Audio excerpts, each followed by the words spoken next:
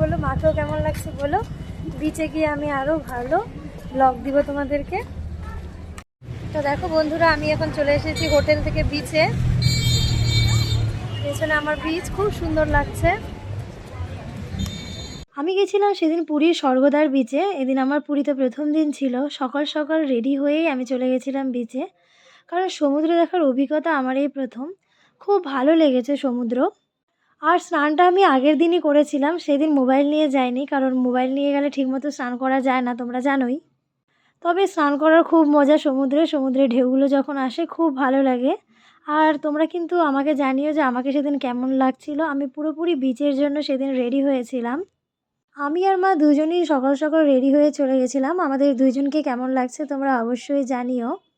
আমি সেদিন চেয়েছিলাম যে আমি আমার আজকের দিনটা বেশিরভাগটাই আমি সমুদ্রেই কাটাই, কারণ সমুদ্রের মধ্যে থাকতেও খুব মজা লাগে। আর সমুদ্রের পাশে যেতেই মনে হয় যে আবার স্নান করি। যদিও আগের দিন করেছি তাও মনে হচ্ছিল আবার যাই, তাই পরে আবার আমি জলে নেমেই গেছিলাম। আর দেখো চারিদিকে কত উট। এই উটগুলোর উপর উঠে ফটো তোলা যায় খুব সুন্দর। আর অনেক ফটোগ্রাফারও আছে।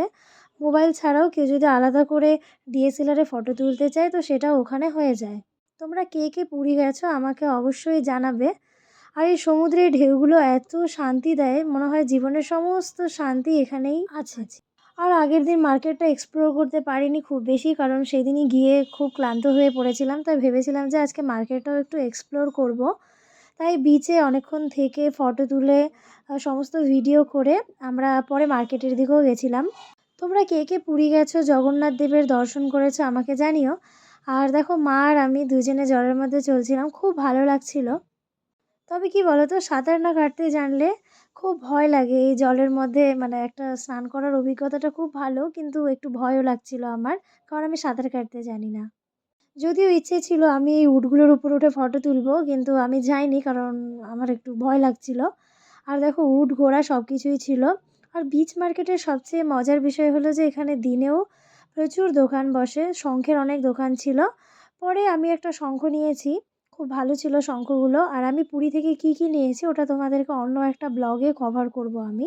তোমরা পুরী গেলে কে কে শঙ্খ নিয়ে আসো আমাকে জানিও। আর কি বলো তো, শঙ্খের ওখানে এতটা কম দাম, শঙ্খ শাখা এই সমস্ত জিনিস পুরীতে এতটাই কম দাম যে মনে তো হচ্ছিল অনেক নিয়ে আসি, কিন্তু অতগুলো নিয়ে আসার পসিবল ছিল না, তাই আমি কয়েকটাই এনেছি। তারপর বিচ থেকে আমরা মার্কেটের দিকে গেলাম, কারণ মার্কেটেও কিছু কেনার ছিল, যদিও অনেক কিছুই কিনেছি। ওগুলো তোমাদেরকে অন্য একটা ব্লগে সব কিছু দেখাবো। বিচ থেকে জগন্নাথ দেবের মন্দির যাওয়ার পথে সারি সারি হোটেল আর এই মার্কেটটাও পড়ে। এই মার্কেট থেকে অনেক কিছুই নিয়েছি। আর ওখানকার পিওর সিল্ক অনেক কিছু, যেরকম সব কিছুতেই জগন্নাথ দেবের ছবি আঁকা, এগুলোও খুব ভালো লাগে। আর তোমাদের যদি আমার ভিডিওটা ভালো লাগে তাহলে লাইক করো, শেয়ার করো, কমেন্ট করো আর আমার পাশে থেকো। আর আমি অবশ্যই বলবো তোমরা যদি কেউ পিক টাইমে যাও তাহলে আগের থেকেই হোটেল বুক করে নিও, কারণ ওই সময়ে গেলে ডিসেম্বর থেকে ফেব্রুয়ারির মধ্যে গেলে হোটেল পাওয়া খুব কঠিন। তবে ঠিক আছে, আমরা আগেই বুক করেছিলাম বলে খুব ভালোভাবে সব কিছুর ব্যবস্থাপনা ছিল, ভালোভাবে থেকেছি। তোমরাও কে কে পুরী গেছিলে এই সময় জানিও।